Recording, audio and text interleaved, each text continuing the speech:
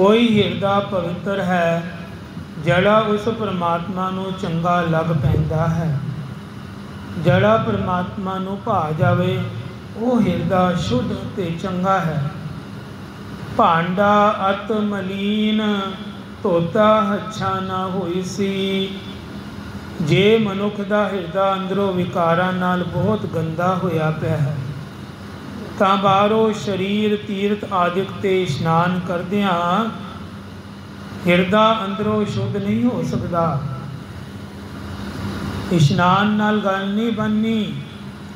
ਇਹ ਮਨ ਦਾ ਭਾਂਡਾ ਨਾਮ ਨਾਲ ਧੋਤਾ ਜਾਂਦਾ ਹੈ। ਸਾਬੁਨ ਨਾਮ ਦਾ ਲਾਣਾ ਹੈ। ਜਪਜੀ ਸਾਹਿਬ ਵਿੱਚ ਵੀ ਇਹ ਜ਼ਿਕਰ ਹੈ, ਦੇ ਸਾਬੁਨ ਲਈਏ ਉਹ ਧੋਏ, ਗੁਰੂ ਦੁਆਰੇ ਹੋਏ ਸੋਝੀ ਪਾਈਸੀ। ਜੇ ਗੁਰੂ ਦੇ ਦਰ 'ਤੇ ਆਪਾ ਭਾਵ ਦੂਰ ਕਰਕੇ ਸਵਾਲੀ ਬਣ ਕੇ ਆਪਣੇ ਆਪ ਨੂੰ ਕੋਈ ਖੜਾ ਕਰੇ, ਸਵਾਲ ਰੱਖੇ ਮਨ ਵਿੱਚ, ਸਵਾਲੀ ਬਣੀਏ ਤਾਂ ਹੀ ਹਿਰਦੇ ਨੂੰ ਪਵਿੱਤਰ ਕਰਨ ਦੀ ਅਕਲ ਮਿਲਦੀ ਹੈ। ਜੇ ਸਾਡੇ ਅੰਦਰ ਸਿਆਣਪ ਹੋਏਗੀ ਫਿਰ ਅਸੀਂ ਆਪਣਾ ਹਿਰਦਾ ਸ਼ੁੱਧ ਨਹੀਂ ਕਰ ਸਕਦੇ। ਏਤ ਦੁਆਰੇ ਧੋਏ ਹੱਛਾ ਹੋਏ ਸੀ। ਗੁਰੂ ਦੇ ਦਰ 'ਤੇ ਰਹਿ ਕੇ ਹੀ ਵਿਕਾਰਾਂ ਦੀ ਮੈਲ ਧੋਤਿਆਂ ਹਿਰਦਾ ਪਵਿੱਤਰ ਹੁੰਦਾ ਹੈ। ਧੋ ਕੇ ਇਸੀ ਗੁਰਦੁਆਰੇ 'ਤੇ ਹੀ ਧੋਣਾ ਹੈ ਵਿਕਾਰਾਂ ਦੀ ਮੈਲ ਨੂੰ। ਮੈਲੇ ਹੱਛੇ ਕਾ ਵਿਚਾਰ ਆਪ ਵਰਤਾਈ ਸੀ। ਜੇ ਗੁਰੂ ਦੇ ਦਰ 'ਤੇ ਟਿਕੀਏ ਤਾਂ ਪਰਮਾਤਮਾ ਆਪ ਹੀ ਇਹ ਵਿਚਾਰਨ ਦੀ ਸਮਝ ਬਖਸ਼ਦਾ ਹੈ।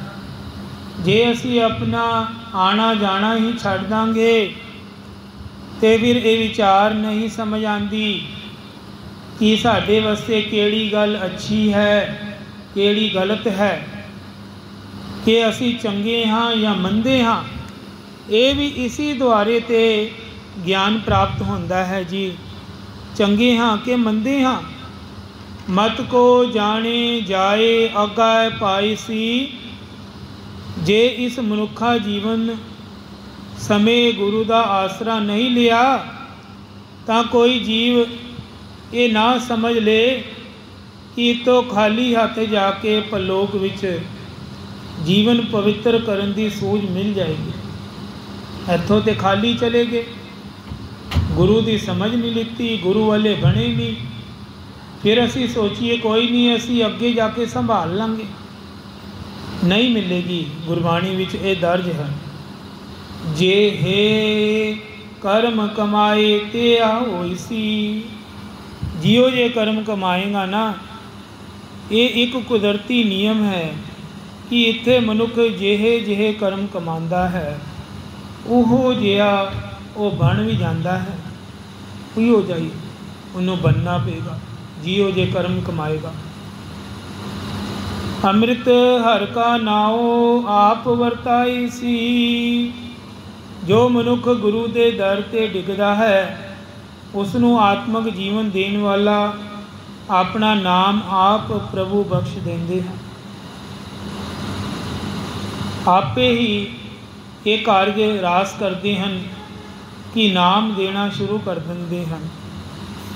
ਚਲਿਆ ਪਤ ਸਿਓ ਜਨਮ ਸਵਾਰ ਵਾਜਾ ਵਾਈ ਸੀ। ਜਿਸ ਮਨੁੱਖ ਨੂੰ ਇਹ ਦਾਤ ਮਿਲਦੀ ਹੈ ਉਹ ਆਪਣਾ ਮਨੁੱਖਾ ਜਨਮ ਸੁਚੱਜਾ ਬਣਾ ਕੇ ਇੱਜ਼ਤ ਖੱਟ ਕੇ ਇੱਥੋਂ ਜਾਂਦਾ ਹੈ। ਉਹ ਆਪਣੀ ਸੋਭਾ ਦਾ ਵਾਜਾ ਇੱਥੇ ਵਜਾ ਜਾਂਦਾ ਹੈ। ਉਹ ਆਪਣੀ ਜੈ ਜੈਕਾਰ ਕਰਵਾ ਜਾਂਦਾ ਹੈ। ਮਾਨਸ ਕਿਆ ਵਿਚਾਰਾ ਤਹਿ ਲੋਕ ਸੁਣਾਈ ਸੀ। ਕੋਈ ਇੱਕ ਮਨੁੱਖ ਕੀ ਤਿੰਨਾਂ ਹੀ ਲੋਕਾਂ ਵਿੱਚ ਪਰਮਾਤਮਾ ਉਸਦੀ ਸ਼ੋਭਾ ਖਿਲਾਰ ਦਿੰਦਾ ਹੈ। ਤਿੰਨਾਂ ਲੋਕਾਂ ਵਿੱਚ ਉਹਦੀ ਜੈ ਜੈਕਾਰ ਹੋ ਜਾਂਦੀ ਹੈ, ਮਹਾਂਪੁਰਸ਼ਾਂ ਦੀ, ਸੰਤਾਂ ਦੀ। ਨਾਨਕ ਆਪ ਨਿਹਾਲ ਸਭ ਕੁਲ ਤਾਰਸੀ। ਇਹ ਨਾਨਕ ਉਹ ਮਨੁੱਖ ਆਪ ਹੀ ਸਦਾ ਪ੍ਰਸੰਨ ਚਿੱਤ ਰਹਿੰਦਾ ਹੈ। ਜਿਹੜਾ ਕਿਸੇ ਦਾ ਹਿਰਦਾ ਨਹੀਂ ਦੁਖਾਉਂਦਾ ਉਹ ਖੁਸ਼ ਰਹਿੰਦਾ ਹੈ ਅਤੇ ਆਪਣੀਆਂ ਸਾਰੀਆਂ ਕੁਲਾਂ ਨੂੰ ਵੀ ਤਾਰ ਲੈਂਦਾ ਹੈ। ਭਾਵ ਉਹਦੇ ਬੱਚੇ ਵੀ ਨਾਮ ਜਪਦੇ ਹਨ, ਕੁਲਾਂ ਦਾ ਉਧਾਰ ਵੀ ਕਰਾ ਜਾਂਦਾ ਹੈ, ਸ਼ੋਭਾ ਦਿਵਾਉਂਦਾ ਹੈ।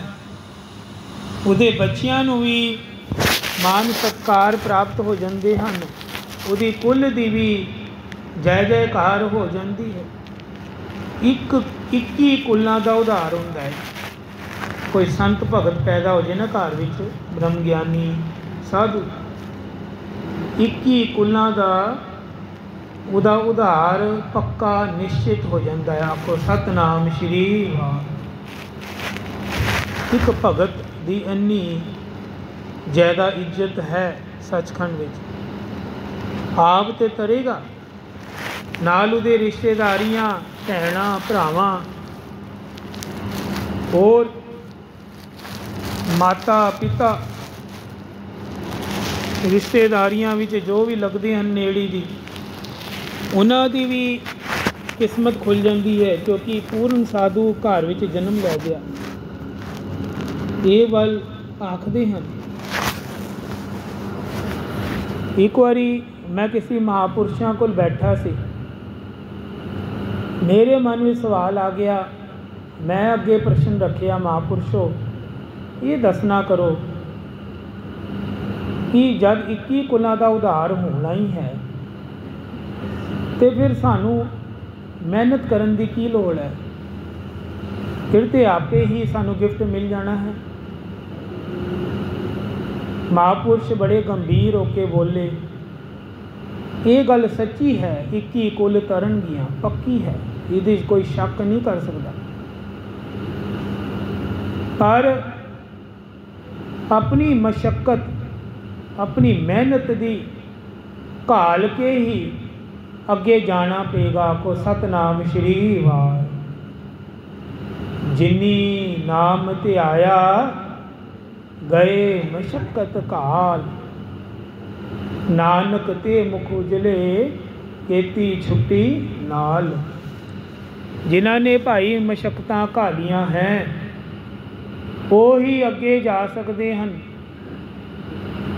ਇਹ ਠੀਕ ਹੈ ਕਿ ਸੰਤ ਭਗਤ ਘਰ ਵਿੱਚ ਪੈਦਾ ਹੋਣ ਨਾਲ ਉਹ ਐਸੇ ਸੋਝੀ ਕਰ ਦੇਗਾ, ਐਸਾ ਤੁਹਾਨੂੰ ਬਣਾ ਦੇਗਾ ਕਿ ਤੁਸੀਂ ਵੀ ਉਸ ਰਾਹ 'ਤੇ ਟੁਰਨਾ ਸ਼ੁਰੂ ਕਰ ਦੋਗੇ।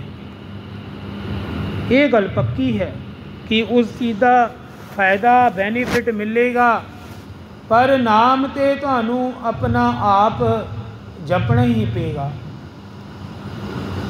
ਚਰਿਆ ਉਹੀ ਬਣਨਗੇ, ਪਾਰ ਉਤਾਰਾ ਉਹੀ ਕਰਨਗੇ, ਗੁਰੂ ਨਾਲ ਤੁਹਾਨੂੰ ਸੰਬੰਧ ਬਣਾ ਦੇਣਗੇ, ਗਰੰਟੀ ਲੈ ਲੈਣਗੇ, ਪਰ ਮਿਹਨਤ ਤੇ ਕਰਨੀ ਪਏਗੀ। ਬਿਨਾਂ ਮਿਹਨਤ ਤੋਂ ਫਲ ਮਿਲਦਾ ਨਹੀਂ, ਚਾਹੇ ਕੋਈ ਦੁਨਿਆਵੀ ਵਸਤੂ ਹੈ, ਚਾਹੇ ਕੋਈ ਧਾਰਮਿਕ ਹੈ। ਇਹਦੇ ਵਾਸਤੇ ਅਭਿਆਸ, ਮਿਹਨਤਾਂ ਜ਼ਰੂਰੀ ਹੈ। ਅੰਮ੍ਰਿਤ ਵੇਲੇ ਉੱਠ ਕੇ ਘੱਟ ਮਿਹਨਤ ਹੈ। ਕਿਸ ਤਰ੍ਹਾਂ ਨੀਂਦ ਦਾ ਤਿਆਗ ਕਰਨਾ ਪੈਂਦਾ ਹੈ। ਆਲਸ ਦੀ ਨੀਂਦ ਛੱਡ ਕੇ ਫਟਾਫਟ ਇਸ਼ਨਾਨ ਕਰਨ ਵਾਸਤੇ ਭੱਜੀ ਦਾ, ਕਿ ਦੇਰ ਨਾ ਹੋ ਜਾਵੇ, ਗੁਰੂ ਨਾਲ ਮਿਲਣਾ ਹੈ, ਗੁਰੂ ਦੀ ਬਾਣੀ ਗਾਣੀ ਹੈ, ਨਾਮ ਜਪਣਾ ਹੈ, ਛੇਤੀ ਕਰੋ। ਇਹ ਵੀ ਤਾਂ ਇੱਕ ਜਿੱਤ ਹੈ, ਕਲਯੁਗ ਦੇ ਉੱਪਰ ਬੜੀ ਭਾਰੀ ਜਿੱਤ ਹੈ ਤੁਹਾਡੀ। ਕਲਯੁਗ ਨੂੰ ਹਰਾਉਣ ਵਾਲੀ ਗੱਲ ਹੈ। ਫਿਰ ਉਸ ਤੋਂ ਬਾਅਦ ਇਸ ਮਾੜੇ ਸਮੇਂ ਦੇ ਅੰਦਰ ਨਾਮ ਜਪਣਾ, ਇਹ ਹੋਰ ਵੱਡੀ ਗੱਲ ਹੈ। ਇਸ਼ਨਾਨ ਕਰਕੇ ਕੁਛ ਨਹੀਂ ਬਣਨਾ। ਇਸ਼ਨਾਨ ਕਰਨ ਤੋਂ ਬਾਅਦ ਬਾਣੀ ਜਪਣਾ, ਨਾਮ ਜਪਣਾ, ਇਹ ਵੱਡੀ ਗੱਲ ਹੈ। ਸੰਗਤ ਵਿੱਚ ਆਉਣਾ, ਇਹ ਹੋਰ ਵੀ ਉੱਚੀ ਗੱਲ ਹੋ ਗਈ। ਸੰਗਤ ਵਿੱਚ ਆ ਕੇ ਫਿਰ ਉਸ ਤੋਂ ਬਾਅਦ ਕੋਈ ਸੇਵਾ ਮਿਲ ਜਾਣੀ, ਇਹ ਹੋਰ ਤੇ ਹੋਰ ਉੱਚੀ ਗੱਲਾਂ ਹੋ ਗਈਆਂ। ਉਸ ਤੋਂ ਬਾਅਦ ਬਾਣੀ ਦੀ ਵਿਚਾਰ ਕਰਨੀ, ਸੁਣਨੀ, ਉਹਦੇ ਉੱਪਰ ਅਮਲ ਕਰਨਾ, ਇਹ ਹੋਰ ਉੱਚੀ ਗੱਲ ਹੋ ਗਈ। ਇਸ ਇੱਕ ਨੰਬਰ ਹੋਰ ਉੱਪਰ ਚੜ੍ਹ ਕੇ ਪੌੜੀ। ਉਸ ਤੋਂ ਬਾਅਦ ਆਪ ਜਪੇ ਅਵਰਾ ਨਾਮ ਜਪਾਵੇ, खुद भी नाम जप रहे हो, दूजे नूं प्रेरणा देनी शुरू करती, भाई नहीं तू भी जप, तेरा भी भला होएगा, तेरे परिवार का भला होएगा। किसी नूं तोड़ना नहीं है, जोड़न की कोशिशां करनी है। कोशिश करिया करो कि महाराज यही सोझी बख्शन, हर किसी नूं जोड़ सकीए। महाराज ये सेवा लैनी आ, क्योंकि नाल ते यही जाना है। जे अगर जैसा बीज लांगे वैसा ही मिलेगा, फल ते तैयार है। कर्म साडे हथ हन, परमात्मा भी सानू एक सुनहरी मौका दे दिंदा है कि जा मैं तैनूं धरती ते भेज रहा, पर एक गल याद रखी, कर्म तेरे हाथ है, तू आप करना है, सोची नाल करी। मैं तैनूं बिल्कुल विच टोका टोकी नहीं करांगा, अपने आप आज़ाद है। तू भगती कर या किस दा हिरदा दुखा, तेरे हाथ है। माड़े कर्म कर, चंगे कर, सब तेरे हाथ है। कर्म तू बीज लै, फल तैनूं आपे मिल जाएगा। मुहम्मद साहब जिन्हां दा जिक्र कुरान विच आंदा है, मुहम्मद साहब ये मुसलमानां दे पीर वड्डे फकीर होए। इन्हां दी संगत विचों कोई ला लो, कोई पीर इन्हां दे दर्शनां नूं अज आया है। पीर दे ना मन विच एक सवाल आ गया, सवाल ही आया कि मुहम्मद साहब असी रब दी अल्लाह दी बंदगी करते हाँ, पर पता नहीं की है मेरी किस्मत विच एक टाइम दी रोटी भी चंगी तरह नहीं जुड़ पाती। आखो सतनाम श्री वाहिगुरू।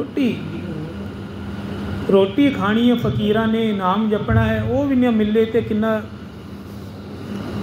हुण मुहम्मद साहब भी एक बार हैरान हो गए, कहते की गल हो गई? कहते महीने अंदर बदो बदी 5 या 6 रोटी बस दिन 30 दिनों मिलती है। 6 रोटियां तो वध नहीं मिलता अनाज। पता नहीं की है, तुसी तो रोज़ अल्लाह नाल गल्लां करते हो, अज मेरी भी सिफारिश ला दो, मेरी भी गल करके आओ ऊपर। मुहम्मद साहब ने वादा करता, पीर जी कल आउणा, अज रात मैं जदों समाधि लाऊंगा मैं सारी गल करके आऊँगा। जदों खुदा नाल समाधि विच जुड़े मुहम्मद साहब, उस शख्स की गल की, अगों खुदा ने दसिया, भाई ये सब इहदे कर्मां दा दोष है। कर्मां दा? हाँ, इसने पिछले कर्मां विच जन्म विच कोई बीज नहीं बीजिया, जिहदे करके इनू अन्न पूरा मिल सके। कोई दान नहीं किता, कोई जी दया नहीं की, परोपकार नहीं हिरत किया इन्हें, इस करके इहदा ये हो रहा है। फिर कहते हुण इनू आखो जे कुछ करना चाहता है तो बीज लै, फिर मिलेगा, फिर यदि किस्मत चमकेगी। खुदा ना गल हो गई। मुहम्मद साहब समाधि जदों उतरी है, सवेरे वो पीर आ गया गल करन। मुहम्मद साहब ने समा दिता सी। मुहम्मद साहब ने कहा, सारी गल का पता लग गया पीर जी, तुहाडे ही जो रोटी रिजक घट है उहदा कारण तुहाडे पिछले जन्म का फल है। तुसी कोई ऐसा दान पुण्य या चंगे बीज नहीं बीजे जिहदे करके तुहानू प्राप्ति होए। पीर एकदम ही समझ गया। कहते हुण किंज इहदा रस्ता की है? कहते हुण नवा बीज बीजो ताकि ये जड़ा माड़ा कर्म दूर होवे तुहाडा। हुण पीर दे अंदर भी बड़ी समझ सी। वो कहते महाराज एक काम करा दो, तुहाडी ते खुदा नाल चलदी है, मैनू जड़ी महीने का राशन है जो भी मिलता है मैनू एक दिन के अंदर ही मिल जाए। ऐसा काम कराओ। वो कहते ये कोई वड्डी गल नहीं, ये हो जाएगा। अगले दिन उन्होंने 6 रोटी मिल गई। 6 रोटी कित्थों भी मिली, उन्होंने मिल गई। 6 रोटियां का इंतजाम होया ना, जदों उन्हें की किया, 1 रोटी खाई, सिर्फ 1 विचों 5 रोटी उन्हें उसी वक्त लोड़वंद गरीब ढूंढे उस पीर ने, और जाके उन्होंने हथी विच पा के भुखियां नूं आप दान करके आया। आखो सतनाम श्री वाह। बस 5 रोटी की दान की। अगले दिन फिर पहुंचा, मुहम्मद साहब जी नूं कहंदा, अल्लाह नूं कहो, खुदा नूं ਉਹਦਾ फल भी मैनू नालों नाल दिलवाए। तुहाडी कुरान दे अंदर शामिल है कि 10 गुना फल मिलता है धरती ते 70 गुना अगे जाके फल फलीभूत होता है दिता होया दान। तो मैनू हुणे ही चाहिए है रिजल्ट। हुण की होया, उन्होंने 5 रोटी की जगह अगले दिन 50 रोटियां मिल गई। आखो सतनाम श्री वाह। 50 रोटी थोड़ा ना कोई खा लेगा एक दिन। उन्हें 2 रोटियां खा लिया, 48 रोटियां उन्हें फिर दोबारा गरीब बंदियां नूं अपने हथी दान कर दित्तियां। अगले दिन फिर रिजल्ट आ गए, 48 का 480 रोटियां, 500 के करीब उन्होंने रोटियां प्राप्त हो गई कुछ ही समय में अन्न दियाँ। आखो सतनाम श्री वाह। हुण उन्हें की किया, उन्हें 4-5 रोटियां रख लियां खाण वास्ते, बाकी सारी 480 रोटियां उन्हें अगे दान लातियां गरीबां नूं। वो 10 गुना वध के 5000 तक पहुँच गया सिलसिला। 5000 बाबा जी उन्होंने सारी गल समझ आ गई। हुण कि कीता होया दान फलीभूत होंदा है। हुण उन्होंने शौक पै गया, उन्हें फटाफट ये काम करना शुरू करता। उन्हें लंगर लगाने शुरू करते, क्योंकि इन्ना खजाना हो गया। हुण पूरी नहीं पैंदी, किन्नू किन्नू लभे हो। दूर दूर तक उस आश्रम के अंदर पीर दे फकीर दे लाइनां लगनी शुरू हो गई। इत्थे 2 टाइम की रोटी मिलती है आराम नाल। पीर जी बैठे हैं, नाले नाम जपाते हैं। मुहम्मद साहब कुछ कु महीनों बाद एक इस पीर के स्थान तो अगे लंघे। उन्होंने पूछा, बड़ी लाइना लगी है, बड़ी भीड़ है, बड़ी पब्लिक है, की चक्कर है, अंदर कौन बैठा है? कहते कोई पीर फकीर है, बड़ा ही चंगा बड़ा चंगा फकीर है, 2 टाइम का लंगर छकांदा है, बड़ा सानू खुशी मिलती है। चलो कहते असी भी मिलते हाँ। मुहम्मद साहब अंदर गए, हैरान हो गए। वो जड़ा भुखा मरदा सी, जिन्हों 6 रोटी महीने की मिलती सी, वो उन्हां दे सामने बैठा है। हैरान हो गए मुहम्मद साहब। कहते तेरी गल तो मैं खुद आप खुदा नाल करके आए सी, तेरी किस्मत अंदर रोटी है ही नहीं सी, ये किदां हो गया? तू लंगर लान जोगा हो गया? तेरे दर ते अज हज़ारां की संगत खड़ी है रोटी खाने से, ये किदां हो गया? खुदा कभी झूठ नहीं बोलता, रब कभी झूठ नहीं बोल सकता, ये नहीं हो सकता। मुहम्मद साहब नूं सारी गल दसी उस पीर ने। कहंदे तुसीं मैनूं राह पा गए सी ना कि दिता होया दान फलीभूत होंदा है। मैं पिछले जन्म में नहीं दिता, देखो हुण मैं शुरू किया, मैनू 10 गुना प्राप्ति होनी शुरू हो गई।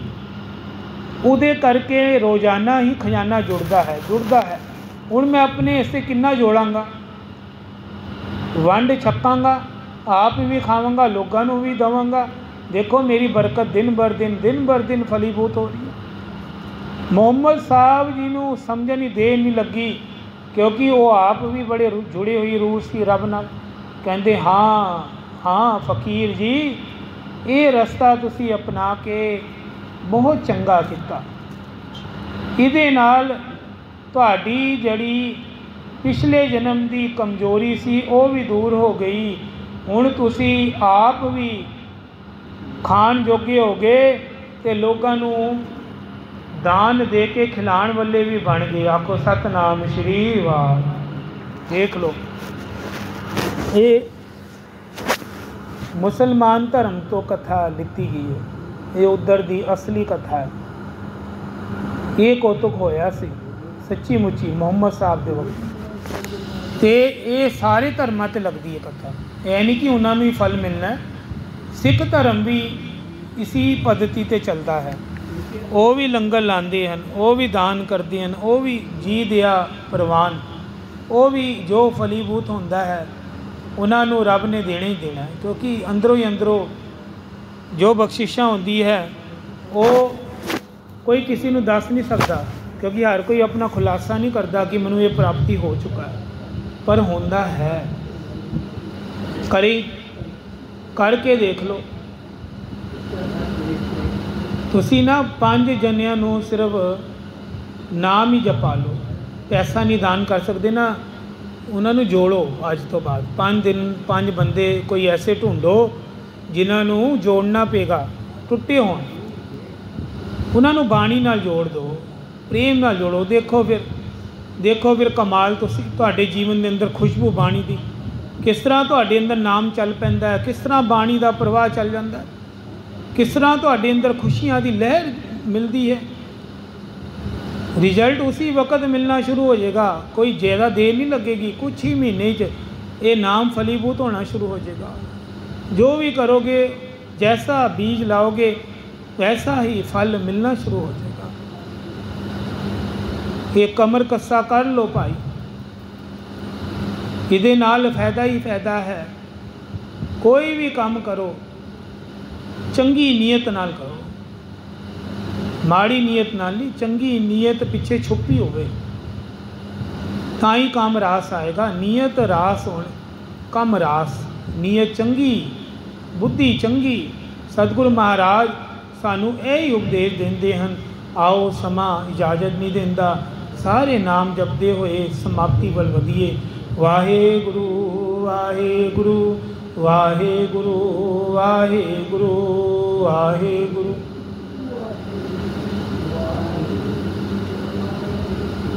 वाहेगुरु वाहेगुरु वाहेगुरु वाहेगुरु जपो।